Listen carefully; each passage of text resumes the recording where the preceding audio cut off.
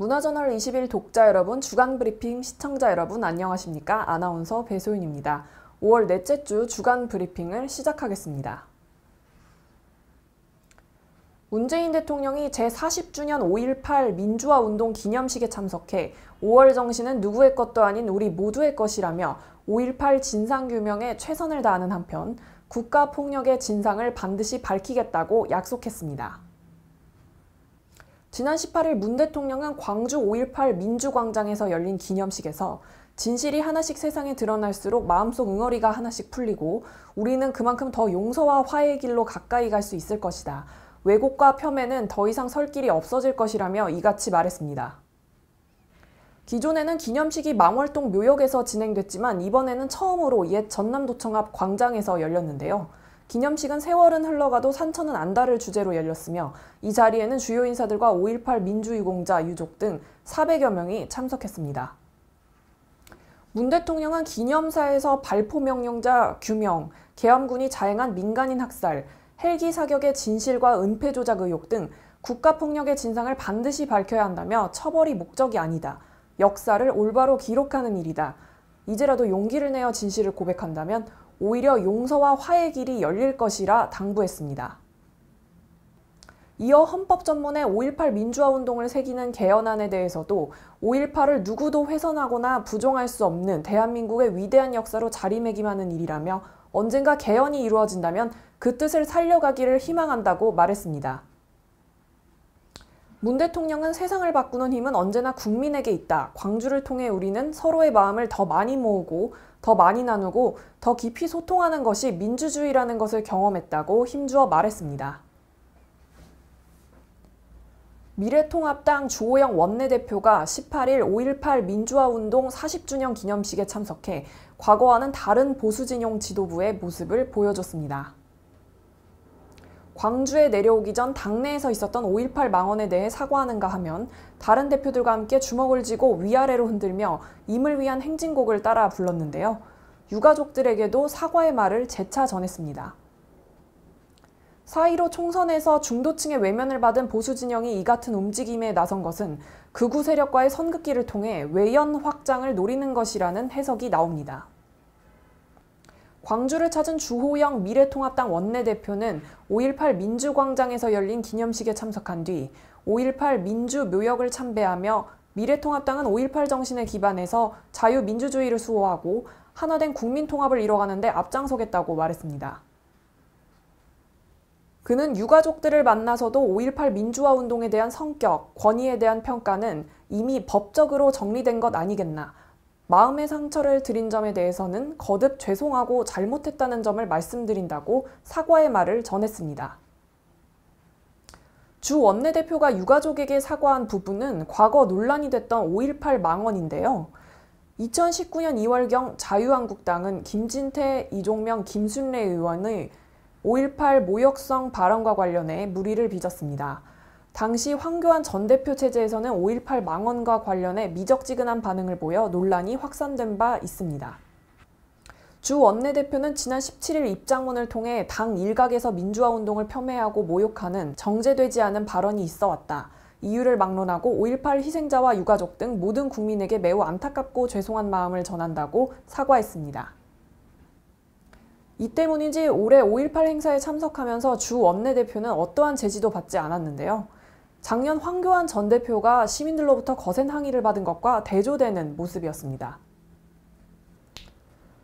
문재인 대통령은 18일 세계보건기구 기조연설을 통해 모두를 위한 자유라는 주제로 전 세계의 K-방역의 성공 모델을 알리고 총 1억 불 규모의 인도적 지원 계획 등 코로나19 퇴치를 위한 협력 의지를 전했습니다. 문 대통령은 이날 연설에서 한국 방역의 성공 모델을 전 세계에 알리면서 감염병 대응에 있어 한국의 인도주의적 협력 의지를 강조했는데요. 취임 3주년 연설에서 밝혔듯 감염병 퇴치 국제협력에 있어서 한국이 선도국가가 되겠다는 점을 강조했습니다. 문 대통령은 모두를 위한 자유의 정신에 입각해 세계가 지금의 위기를 극복하고 그 이유를 대비하기 위한 3가지를 제안했습니다. 먼저 보건 취약 국가에 대한 인도적 지원을 확대하고 방역 경험을 공유해 나가야 한다면서 한국은 올해 총 1억 불 규모의 인도적 지원을 계획하고 있다고 강조했습니다. 이어 개발된 백신과 치료제는 인류를 위한 공공재로서 전 세계에 공평하게 보급돼야 할 것이라며 한국은 백신과 치료제 개발을 위한 WHO의 노력을 전적으로 지지한다고 밝혔습니다. 나아가 WHO의 국제보건규칙을 비롯한 관련 규범을 빠르게 정비하고 WHO의 G20 정상회의와 아세안 정상회의에서 논의된 협력 방안들이 더욱 구체화돼야 한다고 요청했습니다. 대통령의 이번 기조연설은 WHO 측의 요청으로 이루어졌는데요. WHO 사무총장은 지난달 6일 문 대통령과의 통화에서 한국의 포괄적 접근 전략이 공유되도록 독려하기 위한 기조 발언을 해달라고 요청했습니다. 인터넷 뱅킹이나 정부 사이트에서 누구나 한 번쯤 공인인증서 때문에 일처리를 하지 못한 경험이 있을 텐데요.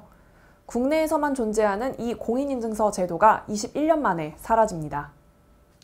지난 20일 열린 국회 마지막 본회의에서 공인인증서의 독점적 지위를 폐지하는 법안이 통과됐기 때문인데요. 앞으로는 인터넷에서 세금을 납부하거나 물건을 살 때 공인인증서가 아닌 다른 수단을 사용할 수 있게 됐습니다. 공인인증서가 사라진 만큼 세금 납부나 여러 가지 온라인상 중요 업무를 볼 때 공인인증서가 아닌 지문, 홍채인식, 문자메시지, 패턴 등 간편한 방식을 사용할 수 있게 됩니다. 물론 현재의 공인인증서 방식이 편안하게 느껴진다면 그대로 사용해도 무방합니다. 공인인증서 독점 지위 폐지로 반사이익을 얻는 업체들도 있는데요. 지금은 많이 알려진 카카오페이, 패스, 뱅크사인 등이 대표적입니다. IT 업계는 전자서명 서비스 경쟁이 더욱 뜨거워질 것으로 내다보고 있습니다. 대표적으로 카카오페이 인증은 이달 초 사용자 수가 1,000만 명을 돌파했고 도입기간 수가 100여 곳을 넘었습니다. 이동통신 3사의 패스 역시 올해 초 발급 건수 1,000만 건을 기록했고 연말까지 1,800만 건에 달할 것으로 보고 있습니다. 이 밖에도 여러 IT 기업들이 본인 인증을 대체하는 프로그램을 개발 중이거나 사용자 수를 늘리는 데 집중할 것으로 보입니다. 공인인증기관이 발행해온 공인인증서는 발급 과정의 복잡함이나 번거로운 인증서 등록 절차, 1년마다 갱신해야 하는 점 등으로 많은 불편을 야기한다는 비판을 사용자로부터 받아온 만큼 이번 국회 법안 통과로 다양한 서비스 발전과 편의를 기대할 수 있게 됐습니다. 지난 17일 국내 대기업 총수 가운데 처음으로 중국 출장길에 오른 이재용 삼성전자 부회장이 사흘간의 일정을 마치고 19일 귀국했습니다. 이 부회장은 전날 중국 산시성 시안시의 반도체 사업장을 방문한 데 이어 후어핑 공산당 서기와 접견했습니다. 현지 매체인 섬서일보는 18일 시안에서 후어핑 서기와 류거중 성장이 이 부회장을 만났다고 전했는데요. 섬서일보에 따르면 후어핑 서기는 코로나19 사태 초기 삼성이 방역물자를 지원한 데 대해 감사를 표하고 플래시 메모리 등 분야에서 협력을 더욱 강화하자고 말했습니다. 이 부회장 역시 산시성과의 협력 분야를 계속 넓혀가자는 데 뜻을 같이 했습니다. 후어핑 서기는 현재 산시성 방역은 중요한 성과를 얻었고 질서가 빠르게 회복돼 삼성을 포함한 내외자 기업이 양호한 상태를 유지하고 있다고 평가하며 기업들이 방역 일상화라는 조건 아래에서 물류와 인력의 왕래에 도움을 주고자 한다고 밝혔습니다. 김포공항을 통해 귀국한 이 부회장은 부근에 마련된 임시시설에서 코로나19 검사를 받았습니다. 방역 조치에 따라 해외에서 입국한 내외국인 모두 2주간 자가격리가 의무이지만 이 부회장은 한중간 입국 절차 간소화 합의에 따라 자가격리가 면제됐습니다. 앞서 중국으로 들어갈 때도 의무격리 대상에서 제외돼 코로나19 검사를 받은 후 현지 일정을 수행했습니다. 이 부회장은 18일 시안 반도체 사업장을 방문한 자리에서 과거에 발목 잡히거나 현재에 안주하면 미래는 없다라며 새로운 성장 동력을 만들기 위해서는 다가오는 거대한 변화에 선제적으로 대비해야 한다고 임직원들에게 당부했습니다. 시안 반도체 공장은 삼성전자의 유일한 해외 메모리 반도체 생산기지로 알려져 있습니다. 이곳은 미국과 중국 간 무역 갈등에서 삼성전자가 미국의 대중 제재로부터 별다른 영향을 받지 않도록 하는 일종의 무풍지대 역할을 하고 있어 중요하게 여겨집니다. 삼성전자는 지난 3월 시안 2공장 증설을 시작했고 4월에는 반도체 기술진 200여 명이 전세기를 타고 현지로 향했습니다. 오후 6시에서 이튿날 오전 6시까지 야간에 이루어지는 관광사업의 경제적 효과가 매우 큰 것으로 나타났습니다. 코로나19로 침체된 관광산업의 회복과 경기 부양을 위한 돌파구로 기대를 모으고 있는 야간 관광사업과 관련 한국관광공사는 지난 2월 중순부터 5월 초까지 진행된 야간 관광 실태조사 및 활성화 방안 연구 결과를 발표했는데요. 이 연구에 따르면 야간 관광 지출액에 따른 관광객 직접 지출 효과는 3조 9천억 원, 생산 유발 효과는 약 7조 원에 달할 것으로 분석됐습니다. 또한 야간 관광으로 인한 직접 지출에 따라 관광 분야를 포함한 전 산업에서 약 4만 명의 고용 창출이 가능할 것으로 내다봤습니다. 야간 관광의 생산 유발 효과 7조 원은 승용차 11만 대 생산, 스마트폰 398만 개를 생산한 것과 유사한 파급 효과를 지니는 만큼 코로나19 이후 신성장 동력으로의 가능성을 엿볼 수 있습니다. 야간 관광 지출 효과 및 파급 효과는 국민 여행조사 및 외래 관광객 실태조사의 야간 활동 비율 및 지출액을 기준으로 추정했으며 코로나19 이후 실질적인 관광 변화에 따라 공사에서는 국민여행조사의 보안 및 빅데이터를 기반으로 지속적인 효과를 측정할 계획입니다. 관광공사 하상성 일본 팀장은 그동안 숨겨져 있던 야간 관광 자원을 발굴하고 향후 야간 관광의 구체적 육성 방안을 제시하는 등 유의미한 연구 결과가 나왔다고 생각한다며 근본 연구를 통해 제시된 야간 관광사업 활성화 방안을 토대로 한국 관광산업의 새로운 성장 동력으로 추진되기를 기대한다고 밝혔습니다. 고3 개학 첫날부터 인천 지역 일부 학교 학생들이 전원 귀가 조치되기도 하고 온라인 학력고사를 치르기도 하는 등 학교 수업이 정상화되기까지는 갈 길이 멀어 보입니다. 노래방, 식당 등에서 감염이 이어지는 등 혼란도 사라지지 않고 있습니다.